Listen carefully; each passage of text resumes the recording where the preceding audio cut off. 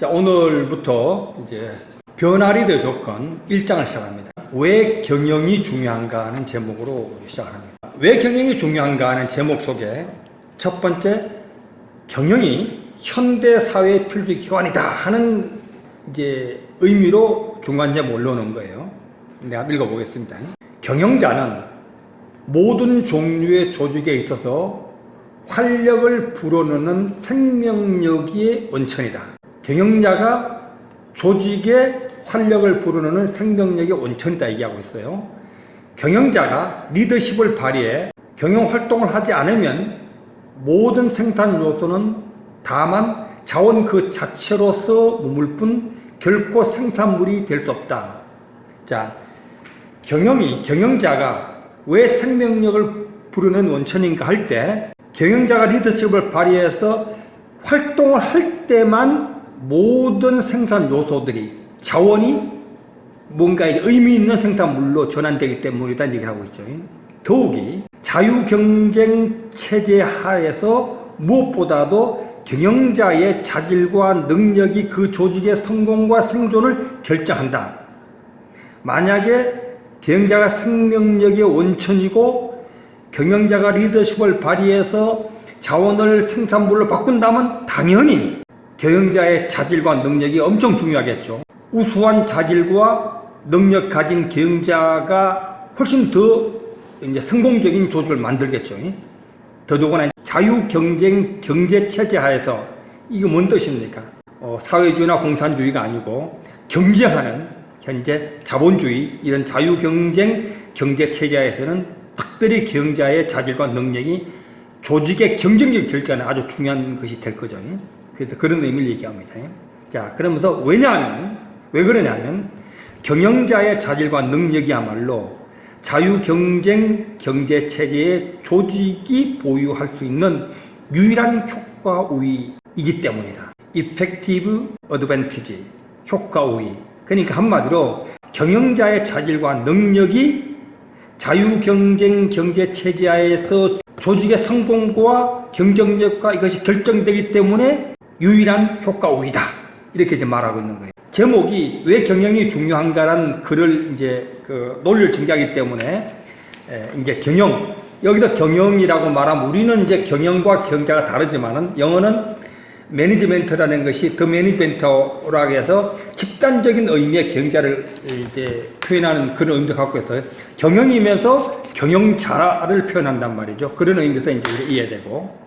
자, 그 다음에 22페이지 맨 위에 경영자는 산업사회에 존재하는 매우 독특하면서도 주도적인 그룹이다. 경영자가 언제 대거 등장했다 그랬죠?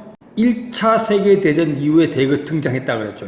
1860년, 70년대에 현대적 조직이 등장하고, 현대적 조직이 등장하면 당연히 그것을 경영하는 기관, 매니지멘트가 필요했겠죠. 그죠? 그러고 나서 한 몇십 년 있다가 1차 대전 이후에 많은 조직이 등장하면서 경영자들이 대거 등장했고, 그때 소수의 학자들이 그걸 보면서 저게 경영자 모양이다 이렇게 해서 했던 그런 이제 역사를 갖고 있습니다. 독특하면 또 주도적인 그룹이다. 그러니까 역사 속에서 경영자가 없진 않죠. 소수지만 뭐 통치자라든가 안 그러면 귀족이라든가 어떤 뭐 이런 식의 통치자, 경영자가 있었지만은 산업사회에 들어서면서 엄청나게 많은 조직이 등장하면서 산업사회에 존재하는 독특하면서 주도적인 하나의 그룹, 집단으로서의 경영자가 이제 등장한 거죠. 그래서 우리는 더 이상 자본과 노동을 강조하지 않는 대신에 경영과 노동에 관한 이야기를 주로 하고 있다. 앞에서 자본과 노동이지만 앞에 자본과 노동은 이제 우리가 산업사회면 또 이런 게 자본이죠. 자본주의의 자본이고, 여기서 산업사회 노동은 사실은 육체 노동을 의미하는 거예요. 자본과 노동할 때는 이제 산업사회의 상징 자본과 육체 노동을 이제 그 안에 강조를 했는데, 그걸 강조하지 않는단 말이에요. 대신에 경영과 노동, 여기 노동은 지식 근로자의 지식 노동을 의미한다고 봐야 되겠지, 이 시대는. 그래서 경영, 지식을 적용하는 사람, 경영과 노동에 관한 이야기를 주로 한다. 자본의 책임이라는 말은 자본의 권리라는 말과 함께 사전에서 사라졌으며, 자본의 책임, 자본의 권리는 같이 나온다고 그랬죠. 어떤 원리 때문에? 정치학의 제일 원칙인 권한과 책임은 등가라 원리 때문에 자본의 책임을 얘기하면 자본의 권리란 말이 등장했는데 이제 자본과 노동이 강조되지 않다 보니까 이것이 이제 사전에서 사라졌다. 뭐 좀 극단적인 표현입니다. 대신 우리는 경영자의 책임과 경영자의 특권, 이것도 책임과 권한이죠. 권한과 책임은 능가나 원칙 속에서 이런 것들이 에 대한 이야기를 자주 듣는다. 사실은 근데 우리는 경영자는 책임을 많이 얘기하지 경영자 권리는 얘기를 잘 안 하죠. 그래서 이제 그 부분에 가로 안에 용어의 필요성에 의해 이상하게 잘 쓰이지 않고 있는 말이지만 이제 더럽게는 권한과 책임은 등가라 입장에서 볼 때 책임만 쓰고 권한, 특권을 쓰지 않는 경우 이상하게 들린다는 얘기입니다. 또 우리는 경영자를 위한 교육이라는 포괄적이고 뚜렷한 교육 체계를 구축해 가고 있다. 이 시대에 경영자가 산업사회의 주도적인, 독특하면서 주도적인 그룹이 되면서 경영자를 양성할 필요가 있겠죠. 그래서 경영자를 위한 교육이라는 용어도 이제 쓰여지고 그런 체계를 구축하고 있다. 이런 뜻입니다. 자, 그 다음에 경영이 현대사회에 매우 독특하면서도 필수적인 그리고 주도적인 기관으로서 등장한 것은 산업사회 역사에 있어서 매우 획기적인 사건이 아닐 수 없다. 좀 더 읽어봅시다. 20세기 이후 새롭게 등장한 기본적인 기관이나 주도적 기관들 가운데 경영만큼 단기간 내에 크게 부각된 기관은 찾아보기 어렵다. 우리는 경영이라고 말하면 경영자는 이해되는데 경영과 경영자, 기관이라고 말할 때 좀 이상하게 느껴지는 거죠. 기관가는 뭘 생각해요? 조직을 떠올리잖아, 그지?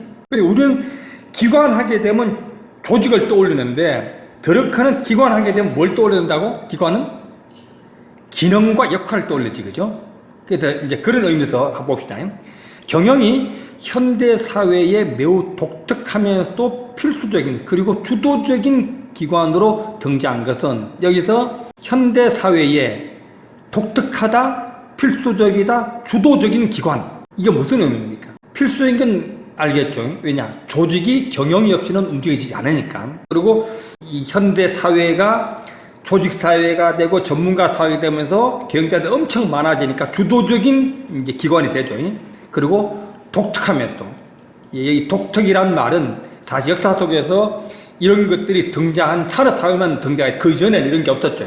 그런 의미에서 이제 매우 독특하고 필수적이고 그리고 주도적인 기관으로 등장한 것은 산업사회 역사에 있어서 매우 획기적인 사건이 아닐 수 없다. 그러니까 산업사회 이전에는 경영자의 등장, 경영의 등장이라는 것이 없었죠.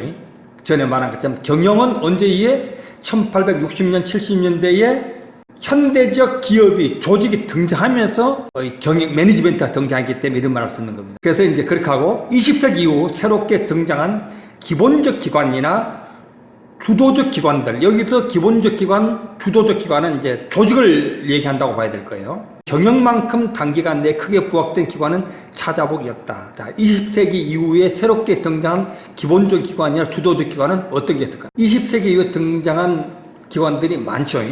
예를 들어가지고 국제연맹이라든가, 지금은 없어졌지만 유엔이라든가 각종 시민단체들, 뭐 노조, 이런 수많은 그 비영리단체들, 비정부 조직들, 이런 것들이 이제 20세기 이후에 엄청나게 등장했죠.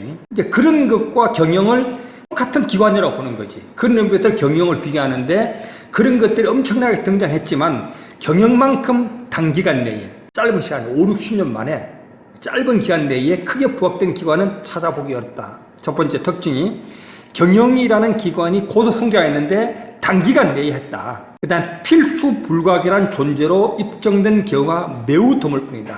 그렇게 단기간에 등장하면서 이렇게 필수 불가결한 현대사회의 필수의 기관으로 등장했다. 근데 그럼에도 불구하고 그처럼 별다른 반대나 혼란도 없이 논쟁을 겪지 않은 채 제자리를 잡은 경우는 더더욱 없었다. 현대 산업사회가 등장하면서 현대적 기업이, 조직이 등장하면서 경영이 등장했는데 단기간 내에 5, 60년 만에 엄청나게 발전했고 필수 불가결한 필수 기관으로 등장했고 그 누구도 반대를 한다거나 혼란, 논쟁 없이 그냥 받아들였단 말이죠. 그런 의미에서 지금 드러크는 이제 경영을 현대 사회의 필수 기관이라고 지금 얘기하는 거예요. 그 밑에 경영은 아마도 서구 문명이 존속하는 한 사회의 기본적이고도 지배적인 기관으로서 계속 존재할 것이다. 서구 문명이 존속하는 한, 이게 이제 문명이 존속하는 한 아닐까? 현대의 서구화된 현대 사회가 뭐 다른 사회로 변할 것이다? 예측하기 어렵죠. 그런 건 아마 없을 거예요. 내 개인적 생각이지만. 그래서 역사가 존속하는 한 사회의 기본적이고도 지배적인 기관으로 계속 존재할 것이다. 왜? 이 사회에 조직이 있다면은 그에는 반드시 경영이 있어야 돼. 매니지먼트가 있어야 되겠다. 이런 말을 쓰는 겁니다. 왜? 현대 산업 사회 시스템이 그 본질상 경영을 필요로 할 뿐만 아니라, 그렇죠? 현대 산업 사회는 어떤 사회라고? 전문가 사회고 조직 사회란 말이죠. 그렇기 때문에 그 본질상 경영을 필요로 하죠. 두 번째로, 산업 사회 시스템이 그 생산 자원, 인적 자원 및 물적 자원을 위탁하고 있는 현대 기업 또한 경영을 필요로 한다. 그러니까 이 현대 산업 사회의 핵심이 뭐라고? 기업이야. 그러니까 기업이 꽃이라 그랬죠. 그러니까 현대 산업 사회 시스템이 그 본질상 경영을 필요로 하고, 또 산업 사회 시스템이 그 생산 자원과 인적 및 물적 자원을 위탁하고 있는 데가 현대 기업인데, 현대 기업은 경영을 절대적으로 필요하죠. 왜? 기업의 기관이란 말이죠. 그 경영이니까. 그런 의미에서 경영의 이제 어떤 영속성이랄까, 서구 문명이 존속하는 계속 경영이 갈 거라고 이야기하는 거예요.